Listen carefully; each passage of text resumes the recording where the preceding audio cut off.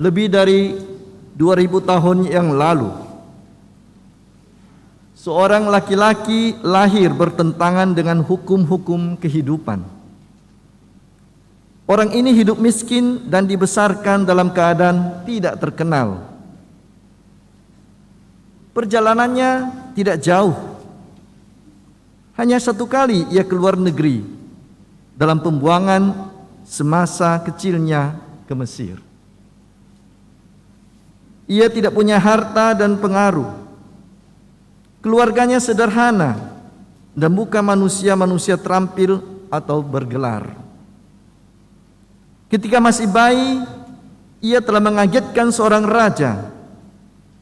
Dalam masa kanak-kanaknya, ia membuat kagum para ahli kitab suci. Waktu menjadi dewasa, ia menguasai arus alam, berjalan di atas gelombang besar seakan-akan di atas jalan aspal, dan menenangkan laut menjadi tidur. Ia menyembuhkan orang tanpa obat dan tidak menarik biaya untuk pelayanannya. Ia tidak pernah menulis buku, akan tetapi semua perpustakaan di negara tidak dapat memuat buku-buku yang telah ditulis tentang dirinya. Ia tidak pernah mengarang lagu, namun ia menjadi tema lagu-lagu lebih dari jumlah total yang dapat dikumpulkan semua penulis lagu. Ia tidak pernah mendirikan sekolah, namun semua sekolah bergabung tidak bisa membanggakan jumlah muridnya sebanyak murid orang itu. Ia tidak pernah menyusun bala tentara atau menetapkan wajib militer atau meletuskan senjata. Walaupun demikian, belum pernah ada seorang pemimpin yang mempunyai relawan-relawati yang atas perintahnya membuat para pemberontak meletakkan senjata dan menyerah tanpa letusan peluru. Ia tidak pernah mempraktikkan ilmu jiwa. Akan tetapi ia telah menyembuhkan lebih banyak orang yang patah hati daripada semua dokter jiwa. Sekali seminggu, roda-roda ekonomi menghentikan perputarannya, dan banyak orang ke perkumpulan-perkumpulan ibadat untuk menyembah dan menghormatinya. Nama-nama para negarawan termasyhur dari zaman Yunani dan Romawi kuno telah datang dan pergi. Nama-nama ilmuwan, filsuf dan teolog masa lampau muncul dan hilang. Namun nama orang ini semakin tersebar. Sekalipun waktu telah terbentang lebih dari 2000 tahun antara kita dan peristiwa penyalipannya, ia masih tetap hidup. Herodes tidak dapat membinasakannya dan kubur tidak mampu menahannya. Dia berdiri tegak di atas puncak tertinggi kemuliaan surgawi, dimaklumkan oleh Allah, dinyatakan oleh para malaikat, dipuja para kudus, dan ditakuti oleh setan sebagai Kristus yang hidup serta Tuhan dan penyelamat kita. Ia akan berada senantiasa bersama kita. Kita akan berada senantiasa bersama dengan Dia, atau kita bisa memilih senantiasa tanpa Dia. Saudari-saudara yang terkasih, ini adalah untayan puitis seorang penulis anonim. Jadi bukan karangan saya, jangan kagum pada saya. Ini untayan puitis penulis anonim tentang Kristus yang hidup, Kristus yang adalah puncak dari seluruh kisah keselamatan yang kita dengarkan dalam bacaan-bacaan tadi, yang menjadi raja atas seluruh hidupnya. Bagi penulis tersebut, Yesus bukanlah tokoh dongeng yang hanya dikagumi, yang dipuja, dan ditempatkan setinggi mungkin sehingga tak terjangkau oleh tangan. Tidak.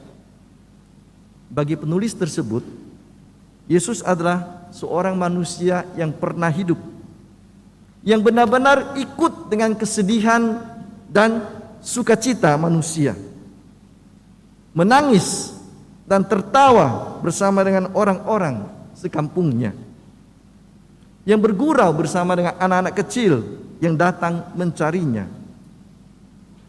Ia adalah manusia yang tahu bagaimana berbicara dan berbuat pada saat yang tepat. Ia manusia penuh cinta tulus yang membangkitkan cinta orang lain yang telah mati. Ia adalah cinta itu sendiri yang dipaku di salib. Tetapi memang ia akan menang karena cinta lebih kuat daripada maut. Karena telah mengalahkan maut, ia tidak pernah akan kalah lagi. Ia mampu memenangkan semua manusia lain yang percaya kepadanya dan dibaptis dalam namanya. Ia menjadi terang bagi orang yang dalam kegelapan. Ia menjadi jalan bagi kita yang tersesat. Ia adalah makanan bagi orang yang lapar dan minuman bagi orang yang haus. Ia adalah penghiburan bagi kita yang bersusah, karena ia tetap hidup di dalam hati manusia. Di dalam hati si penulis anonim, ia tidak mati. Inilah yang diwartakan oleh para malaikat kepada para wanita yang datang mencari Yesus, yang mau mengurapi jenazah Yesus. Yesus tidak mati dalam kubur. Herodes tidak mampu membinasakannya. Pilatus tidak mampu membunuhnya. Ia sudah bangkit. Mengapa kamu mencari Yesus yang hidup di antara orang mati? Ia tidak ada lagi di sini. Ia telah bangkit. Saudari-saudara yang terkasih, kita mungkin seperti para wanita tadi. Mereka datang untuk melengkapi upacara untuk membalsam Yesus, karena kita tahu bahwa Yesus diurus dengan tergesa-gesa pada hari menjelang hari Sabat. Sebelum mereka jatuh pada hari Sabat, mereka sudah sampai di rumah. Hari Sabat tidak boleh ada orang Yahudi berkeliaran di luar, harus sudah masuk di rumah. Jadi proses penguburan Yesus itu dilakukan dengan sangat cepat, asal terlaksana, tetapi belum sungguh-sungguh sempurna. Dan wanita-wanita itu sekarang pagi-pagi datang untuk melengkapi, menyempurnakan semuanya, untuk menaburkan harum-haruman balsam pada jenazah Yesus, membuat sesuatu kepada jenazah yang telah beku dan mati. Itulah maksud dari perempuan-perempuan tersebut. Mereka bukan mencari Yesus yang hidup, mereka mencari Yesus yang mati. Dan kita pun mungkin mempunyai, sadar atau tidak sadar, tendensi yang sama, kecenderungan yang sama. Kita ingin membuat upacara yang indah bagi Yesus. Supaya apa? Supaya prosesnya sempurna. Demi apa? Kesenangan dan kepuasan hati. Kita tidak mencari Tuhan yang hidup. Kita senang upacara Ekaristi berjalan dengan lancar, meriah, lagu-lagu bagus, tidak ada yang salah notnya. Prosesnya berjalan dengan baik. Orang yang datang banyak, muka berseri-seri, sukses. Tetapi Setelah ini apa? Tujuannya apa? Demi kesenangan kita, wah bagus. Demi nama baik gereja, bagus. Setelah ini apa? What next? Apa pengaruhnya untuk hidup kita? Apakah saya semakin terdorong untuk mengikuti apa yang telah dibuat oleh Yesus? Seperti yang dibuat oleh Yesus di Galilea,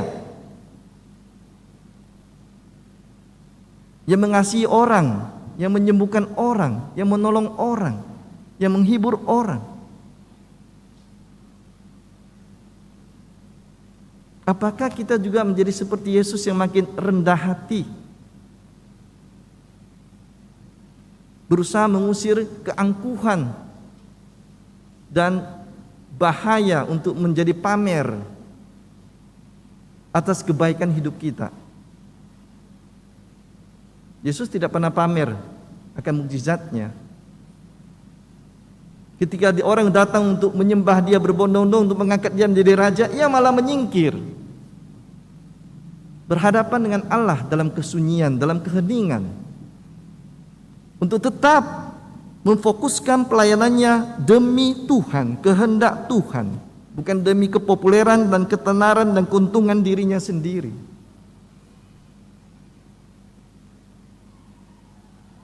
Apakah kita memang mengurangi mungkin kesombongan dan keangkuhan kita?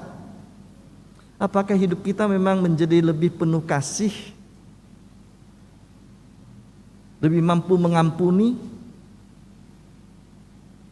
berpikiran lebih terbuka dan tidak hanya mau menang sendiri, saya yang paling benar, saya yang paling tahu segala-galanya? Bisakah menjadi kita lebih sabar terhadap kelemahan orang lain? Bisakah kita menjadi lebih setia dalam iman kita, setia dalam janji-janji kita? Apakah kita memang lebih terbuka, lebih peka, bukan menjadi masyarakat yang acuh tak acuh seperti yang saya katakan dalam beberapa hari yang lalu, orang yang cuek, saya tidak mau tahu urusan orang lain, yang penting urusan saya sendiri selesai. Jika kita masih terpaku pada hal-hal seperti ini, tidak berubah, kita seperti perempuan-perempuan yang tadi datang mencari Yesus yang mati, jenazah yang beku. Kita hanya mau mengharumi jenazah Yesus dan tidak membiarkan hidup Yesus meresap dalam hidup kita. Kita mencari Yesus yang mati dalam ibadat kita, dalam doa kita. Sebaliknya, jika tingkah laku kita, jika kejelekan kita, kekurangan kita bisa berubah karena peristiwa Paskah ini, karena perayaan yang kita rayakan, sungguh-sungguh kita ikuti dengan keterbukaan kepada Roh Tuhan, dalam kegiatan-kegiatan sosial kita yang kita memang jalankan demi kemuliaan Tuhan, maka kita mencari Yesus yang hidup. Kita menemukan Yesus yang hidup, yang bangkit, bukan jenazah Yesus yang mati dan beku. Saudari-saudara yang tercinta, kita pengikut Yesus yang tidak hanya sekedar mengagumi Yesus dengan penuh keharuan. Kita semua dipermandikan dan dibaptis menjadi murid. Menjadi murid berarti mengikuti jejak sang guru. Bukan hanya sekedar menghafal kata sang guru, pengajaran sang guru, tapi menerapkan ajarannya dalam hidup sehari-hari. Kita ingin sungguh menjadi sahabat Yesus, pelayan seperti Yesus menjadi pelayan semua orang. Kita ingin menjadi terang dunia seperti Yesus menerangi dunia yang gelap karena dosa ini. Malam ini kita membarui janji baptis kita kembali. Kita membarui tekad kita untuk mencari Tuhan yang hidup, Tuhan yang sanggup mengubah sikap dan tingkah laku kita yang kurang baik menjadi baik, yang sombong menjadi rendah hati, yang mementingkan diri sendiri menjadi PK kepada kepentingan sesama, yang malas menjadi rajin, yang curang menjadi jujur. Dan bisa kita tambahkan apalagi sesuai dengan pengalaman kita masing-masing. Inilah makna Paskah. Tuhan melewati, pesah. Biarlah Tuhan melewati hidup kita sekali lagi. Dan kita mengikuti jejak Tuhan. Berjalan di belakangnya. Menjadi semakin mirip dengannya. Bangkit bersamanya. Hidup bersamanya.